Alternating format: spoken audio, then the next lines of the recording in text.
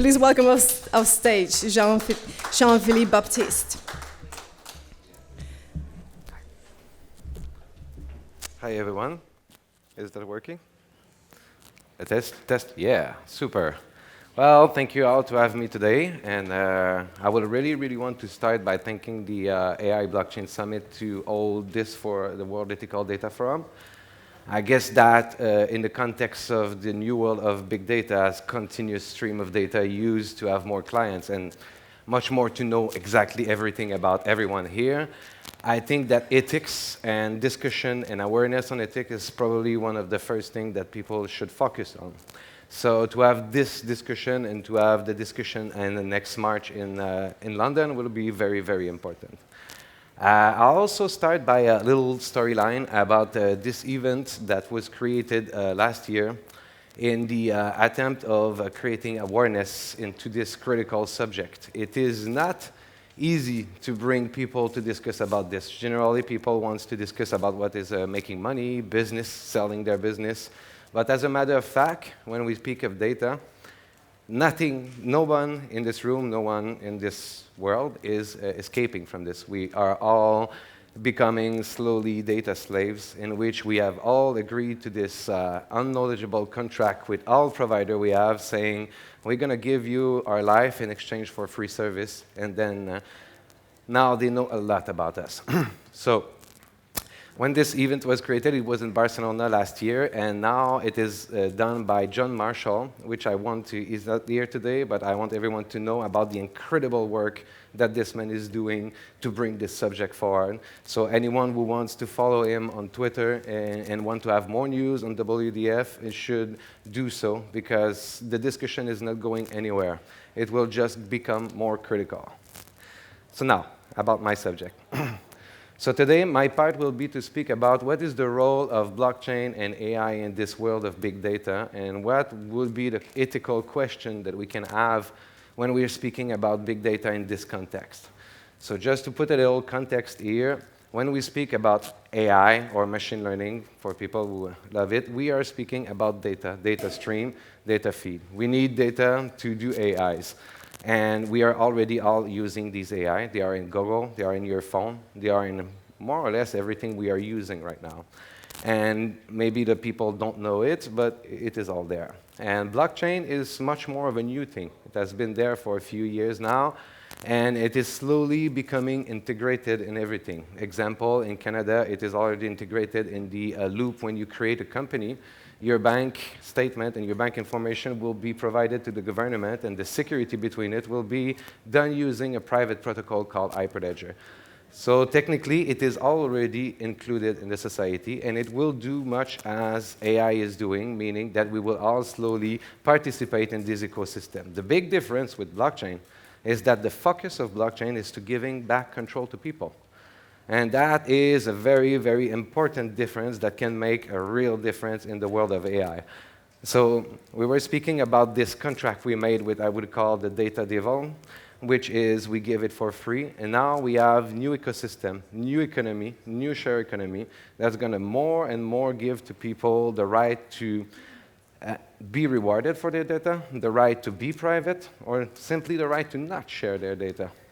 So I am a big privacy advocate, so I will continue to advocate privacy. I believe in user-centric security, but I'm also a realist. I'm also a businessman. And I also know that there is no way company or industries will let go of data anytime soon. They need this data. They have built their own fortune into it. So what would be this middle world, or this best of both worlds that we can have in order to secure people, in order to give people the right to deletion, the right to privacy, and at the same time, not just destroying full industries, because it's not like Facebook or Google are going anywhere. And so I'm a firm believer that blockchain is one of this solution. Blockchain is based on consensus. It's based also on cryptography. It's based on the fact that when you interact with a blockchain, you own what you do. It's a bearers bond principle. If you own your password, if you own your code, you own your digital assets. This is super cool in the world of crypto, but this is also very important in the world of data.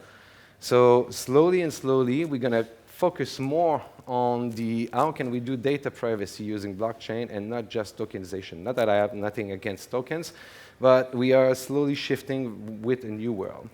And when we talk about ethics, what is the responsibility of the people when we come to ethics? Is it our responsibility to be secure? Is it the responsibility of Facebook to give us privacy? Because if we give that to Facebook and if we give that to Google, it's similar to asking McDonald's to help people and folks lose weight. It will not happen. It is even a paradoxical contradiction in itself. And so, and to give you an example, I'm working on this project, which is, the name is not important, but the project is important. And it gives to the user the ability to have a user-centric security, to own their data, to own their things. But as all self-sovereignty project has claimed until now, we're going to give you back your data, we're going to give you back your money. But it's not happening yet. But what we can give back to people is the ability to keep this data safe. Because what happened is you have your passport, you have your credit card, you have your IDs, you gave it to travel agency, you gave it to banks, you gave it to these exchange, you gave it to everyone, and they keep losing it. In Canada, Desjardins, Equifax, Marriott Hotel, we could name probably like dozens and dozens of these data breach. And why are they important? Well, because they are targeting your special ID. They are targeting something that then they can use to either fake your identity, either fraud you, either steal you. And so who has the ethical responsibility of fixing that? Is it us or is it them? In my humble opinion, it's a shared responsibility. So this is why the project that we are spanning forward is a project in which we can have best of both worlds. People keep their own data. Merchant can reward you if they want to reward you your data. It's a contract. You can accept or don't accept, but your ID will never go away. Don't need to give a passport anymore. Don't need to give an ID anymore. You just need to have this private validation that we do and be able to share a badge of, well, this passport was valid. Well, this ID or this driver's license is valid. My address is real. I am not a fraud. I am not a terrorist. Those things, because this is what they want to know in the end. And so the more and more these companies that have all these regulation and compliance laws that force them to do that, it's not just because they want to have these papers, because there's law forcing them to do it. So we need to find an innovative solution that is right in the middle and that gives them the ability to not have your paper, to not have your data, so disabling the ability for them to lose it. And so I think that the ethical question in there is who's going to take the responsibility first. Our aim is that we're going to make the responsibility to the company, because the company are the ones who, it's strange to say for me, but they are the ones who suffer when they have the data breach. They are the ones who crash. They are the ones who pay billions of dollars. And there is absolutely no innovation that will go without money. Money needs to be fueled into this innovation. But people also need to participate. The only thing that's going to change this problem is not the nicest invention that I'm going to do or that the other guy or the other woman will do. It's the awareness. We need to speak about this subject. We need to stop just crying, saying, oh, Facebook is bad. They have give data to Cambridge Analytica. I mean, they have been doing that for years. They are all doing that again. And they will continue to do so until we are all aware and we refuse this contract with what I call the data devil. And there's many ways to do that. Innovation is one, awareness is one, education is one, but also bringing experts or all the great people that have fought and developed things into this discussion to make people aware of what's going to need to change. This is what the WDF wants to do, the World Ethical Data Forum. And so on my take, blockchain is a part of the solution. Blockchain in itself won't fix the problem.